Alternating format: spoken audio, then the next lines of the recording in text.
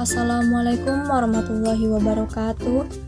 Kami mahasiswa dari Universitas Setiabudi Rangkas Bitung, Fakultas Keguruan dan Ilmu Pendidikan, Prodi Pendidikan Bahasa dan Sastra Indonesia semester 5. Video ini dibuat untuk menyelesaikan salah satu tugas dalam mata kuliah pragmatik dengan dosen pengampu Ibu Eka Nurul Mu'alimah MPD.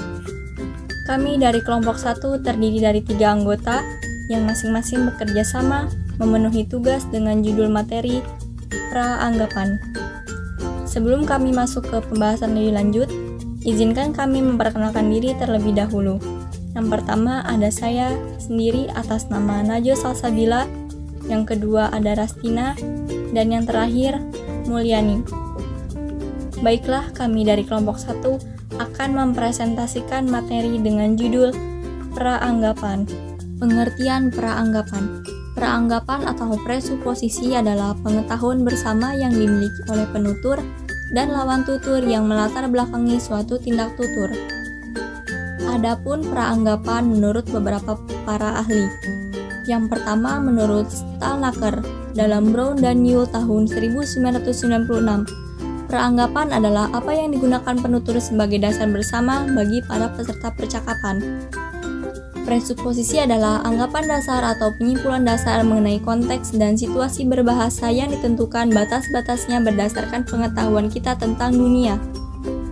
Yang kedua menurut George Newell tahun 2006, menyatakan bahwa peranggapan atau presuposisi adalah sesuatu yang diasumsikan oleh penutur sebagai kejadian sebelum menghasilkan suatu tuturan.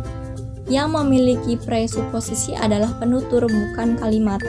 Yang ketiga menurut Nababan tahun 1987 memberikan pengertian bahwa peranggapan sebagai dasar atau penyimpulan dasar mengenai konteks dan situasi berbahasa menggunakan bahasa yang membuat bentuk bahasa, kalimat atau ungkapan mempunyai makna bagi pendengar atau penerima bahasa itu dan sebaliknya. Membantu pembicara menentukan bentuk-bentuk bahasa yang dapat dipakainya untuk mengungkapkan makna atau pesan yang dimaksud. Jadi, peranggapan adalah kesimpulan atau asumsi awal penutur sebelum melakukan tuturan bahwa apa yang disampaikannya dapat dipahami oleh mitra tuturnya. Jenis-jenis praanggapan. Newell mengklasifikasikan praanggapan ke dalam 6 jenis, yaitu praanggapan eksistensial, praanggapan faktual, praanggapan leksikal, praanggapan struktural, praanggapan non-faktual, dan praanggapan berlawanan. Berikut ini penjelasan dari jenis-jenis praanggapan beserta contohnya. Yang pertama ada praanggapan eksistensial, yaitu praanggapan yang tidak hanya diasumsikan keberadaannya dalam kalimat-kalimat yang menunjukkan kepemilikan, tapi lebih luas lagi keberadaan atau eksistensi dari pernyataan dalam tuturan tersebut. Praanggapan eksistensial menunjukkan bagaimana keberadaan atas suatu hal dapat disampaikan lewat praanggapan. Contohnya, ada yang mencuri motor Andi. Praanggapan dalam tuturan tersebut menyatakan keberadaan, yaitu A. Ada motor, B. Ada pencuri, C. Ada orang yang bernama Andi. Ada banyak praanggapan yang mungkin muncul dalam tuturan ada yang mencuri motor Andi, tetapi 3 praanggapan di atas dapat mewakili tuturan tersebut. Yang kedua, praanggapan faktual. Praanggapan ini muncul dari informasi yang ingin disampaikan, dinyatakan dengan kata-kata yang menunjukkan suatu fakta atau berita yang diyakini kebenarannya. Kata-kata yang bisa menyatakan fakta dalam tuturan adalah kata kerja yang dapat memberikan makna pasti dalam tuturan tersebut. Contohnya, Andi sepertinya demam dan tidak menyadari bahwa di luar sedang hujan deras. Dalam kalimat di atas, peranggapannya adalah A. Andi demam, B. Di luar sedang hujan deras. Pernyataan itu menjadi faktual karena telah disebutkan dalam tuturan. Penggunaan mengetahui, sadar, mau adalah kata-kata yang menyatakan sesuatu yang diisyaratkan sebagai sebuah fakta dari sebuah tuturan. Walaupun dalam sebuah tuturan tidak terdapat kata-kata tersebut, Kefaktualan suatu tuturan yang muncul dalam peranggapan bisa dilihat dari partisipan tutur, konteks situasi dan juga pengetahuan bersama. 3. Peranggapan non-faktual. Non yang berarti sesuatu yang bersifat negatif atau bertentangan. Berarti non-faktual ialah sesuatu yang tidak sesuai kenyataan atau sesuatu yang tidak mengandung kebenaran. Menurut Yule, presuposisi non-faktual merupakan suatu presuposisi yang diasumsikan tidak benar. Peranggapan ini masih memungkinkan adanya pemahaman yang salah karena penggunaan kata-kata yang tidak pasti dan masih ambigu. Misalnya, dia bermimpi bahwa dirinya menang kuis. Peranggapan yang muncul dari tuturan tersebut adalah dia tidak menang kuis. Penggunaan tuturan dia bermimpi bahwa dirinya menang kuis bisa memunculkan peranggapan non-faktual. Mengapa? Karena kalimat tersebut memunculkan peranggapan mengenai keadaan yang tidak sesuai dengan kenyataannya, yaitu memenangkan kuis. Tuturan tersebut jika dibuat kalimat lain bisa menjadi andai saja dia menang kuis. Dan kata andai tersebut merupakan bentuk dari presuposisi non-faktual.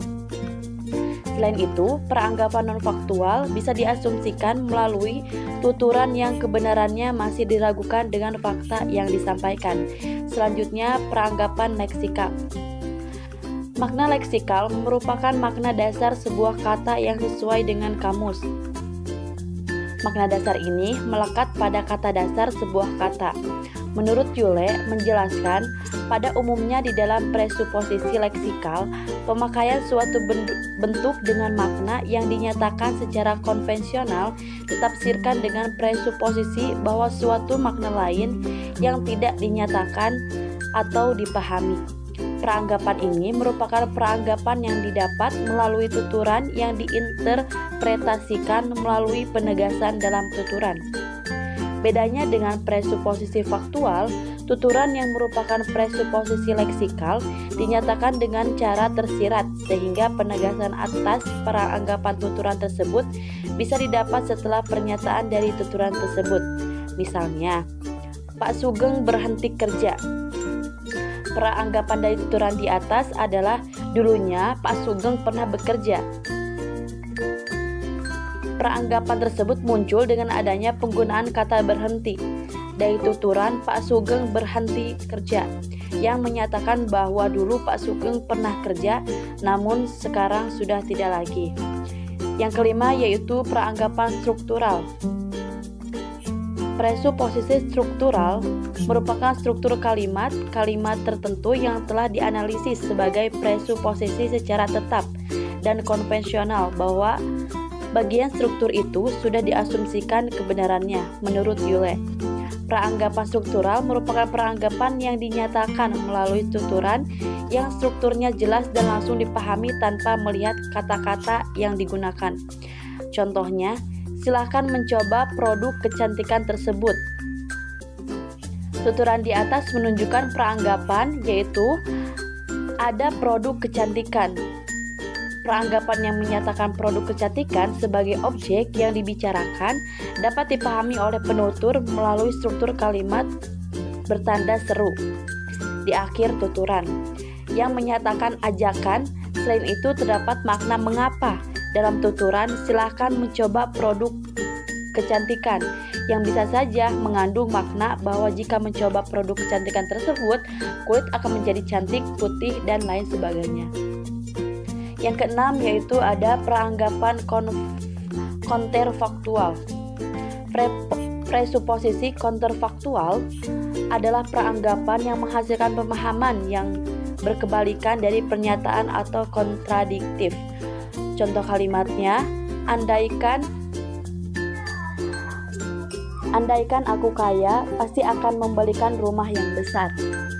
Dari contoh kalimat tersebut, dapat dilihat peranggapan yang muncul adalah sekarang saya miskin. Peranggapan tersebut muncul dari kontradiksi kalimat dengan adanya penggunaan tuturan andaikan aku kaya. Penggunaan kata andaian ini membuat peranggapan yang kontradiktif dari tuturan yang disampaikan dari kalimat tersebut. Baik, untuk selanjutnya saya akan membahas tentang bentuk peranggapan.